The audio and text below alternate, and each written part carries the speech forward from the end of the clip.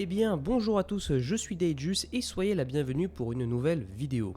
Le Dune de Denis Villeneuve s'apprête à sortir enfin au cinéma et nous allons donc aujourd'hui pour l'occasion découvrir ensemble les bases de l'univers de Dune, qui est sûrement l'un des univers de science-fiction les plus complexes, mais aussi un classique de toute la littérature de science-fiction. Cette vidéo sera bien évidemment sans aucun spoiler et n'aura pas pour but de vous raconter toute l'histoire de Dune, mais de vous familiariser avec le contexte dans lequel l'histoire du premier livre évolue.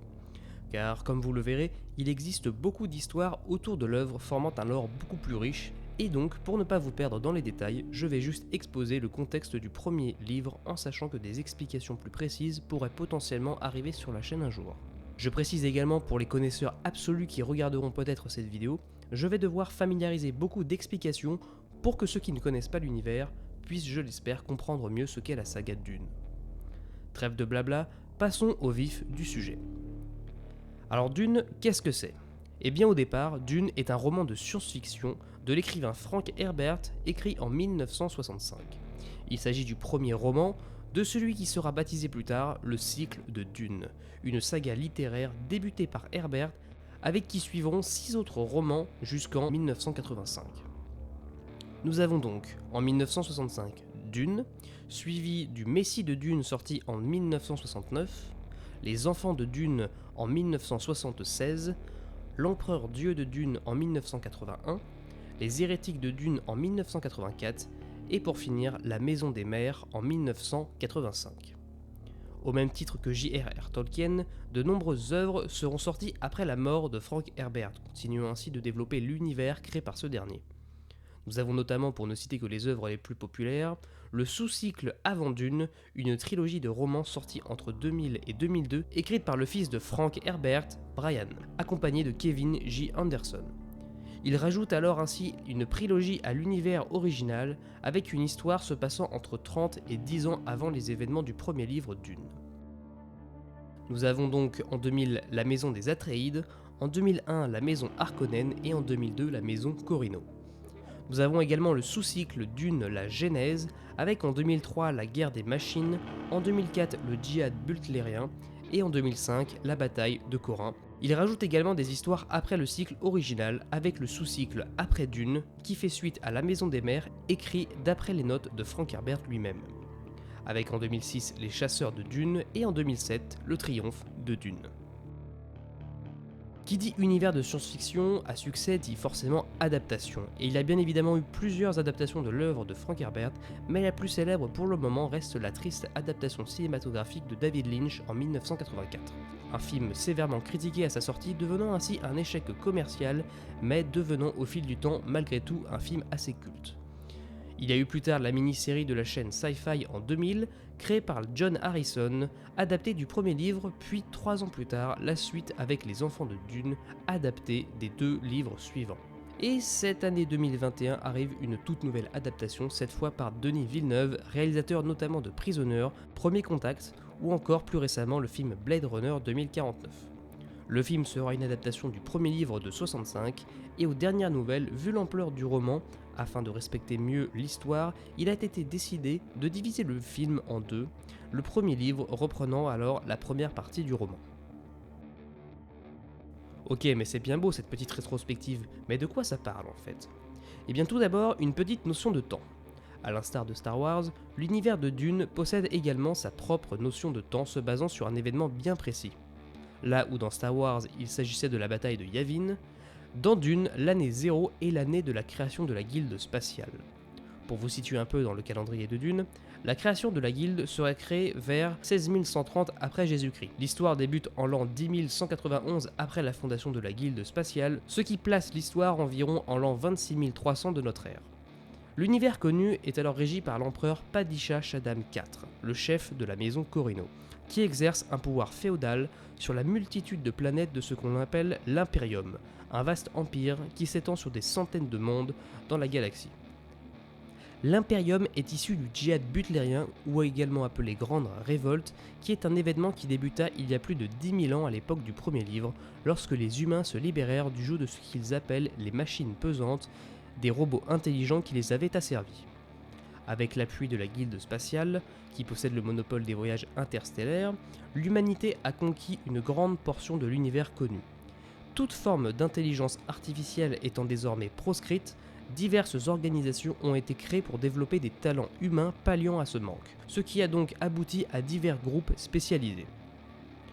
Nous avons donc l'école des Manta, qui sont des humains capables de performances mentales équivalent ou surpassant celles des ordinateurs, les navigateurs de la guilde spatiale, qui sont des humains en partie mutés, dotés d'une capacité de préscience limitée, ce qui leur permet de percevoir les trajectoires sûres lors des voyages spatiaux longue distance. Nous avons l'ordre du Bene Gesserit, une communauté exclusivement féminine dédiée au développement des facultés humaines, mentales et physiques, et à l'enseignement. L'ordre possède par ailleurs une vaste influence politique et religieuse au sein de l'Imperium, et l'un de leurs secrets les mieux gardés est de faire aboutir leur programme de sélection génétique dont le but est de créer le Kwisatz Haderach, l'être suprême, qui leur donnerait les clés du passé et du futur de l'humanité par son accès sans limite à la mémoire génétique de ses ancêtres. Nous avons également l'ordre du Bene Tleilax qui maîtrise la génétique et crée des organismes biologiques à la demande, notamment humains, dont des clones, également appelés Ghola, ou des danseurs visages qui sont des êtres artificiels communautaires capables de copier l'apparence, la voix, la gestuelle, voire même la mémoire d'autres personnes. Et pour finir, les docteurs de l'école SUC, des praticiens de la médecine connus pour leur conditionnement impérial, un blocage mental qui les empêche de faire du mal à leurs patients, un gage de sécurité. Ces spécialisations humaines, pour pallier le remplacement des machines pesantes, a été favorisée par une mystérieuse substance dénommée épice, également appelée mélange. Le mélange est un puissant stimulant cérébral qui permet aux navigateurs de la guilde de décupler leurs capacités physiques et donne également aux membres de l'ordre du Bene Gesserit leur pouvoir. Il provoque une forme de prescience sans laquelle toute navigation interstellaire rapide est rendue impossible. De plus, le mélange accroît sensiblement la durée de vie de quiconque en consomme régulièrement et immunise le corps contre certaines maladies, voire même certains poisons. Elle reste cependant extrêmement addictive et toxique à la fois.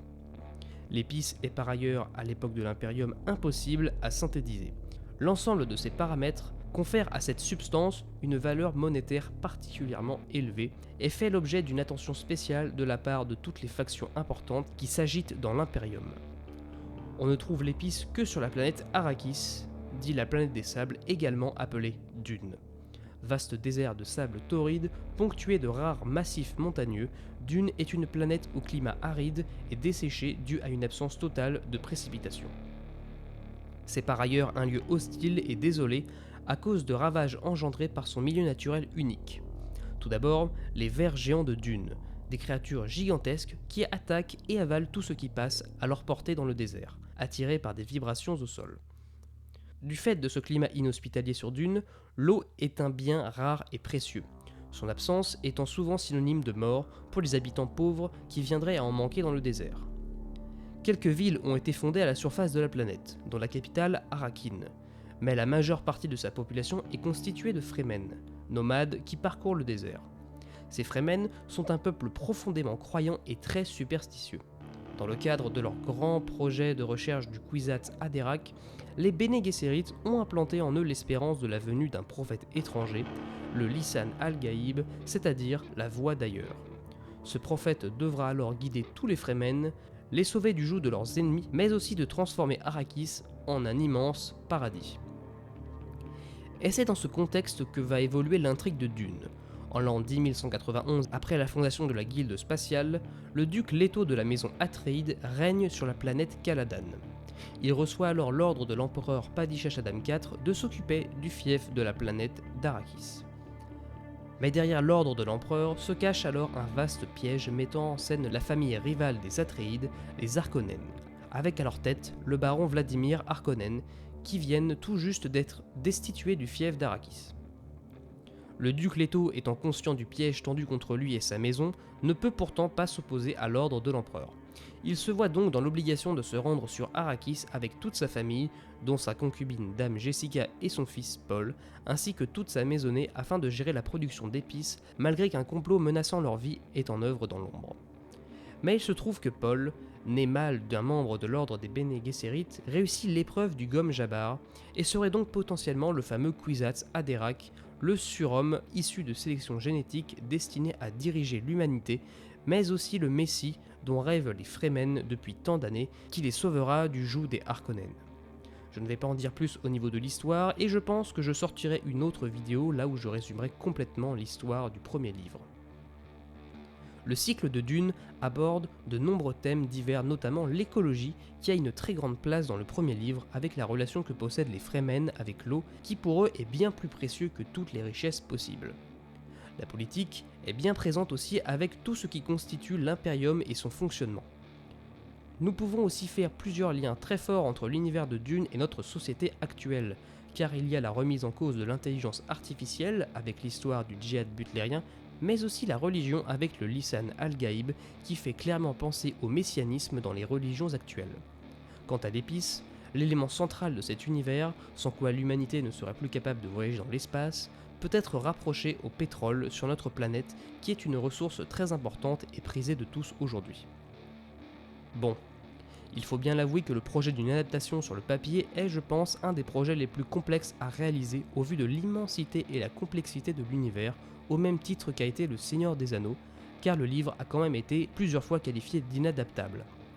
Mais je dois dire qu'après avoir vu les bandes annonces du nouveau film, cela me donne vraiment envie de lui donner une chance, avec de par son casting 5 étoiles, mais aussi sa musique avec un Hans Zimmer au top de sa forme qui nous offre une ambiance vraiment très intéressante et très proche de l'ambiance de l'histoire. Il a également aussi son visuel absolument sublime avec ses prises de vue réelles qui nous offrent le potentiel de voir un tout nouvel univers cinématographique. Voilà, c'est donc la fin de cette vidéo, j'espère avoir été clair au niveau des explications, et si vous avez la moindre remarque, n'hésitez pas à vous manifester dans les commentaires, je me ferai un plaisir de discuter avec vous. Sur ce, prenez soin de vous, c'était Daedjus, à la prochaine.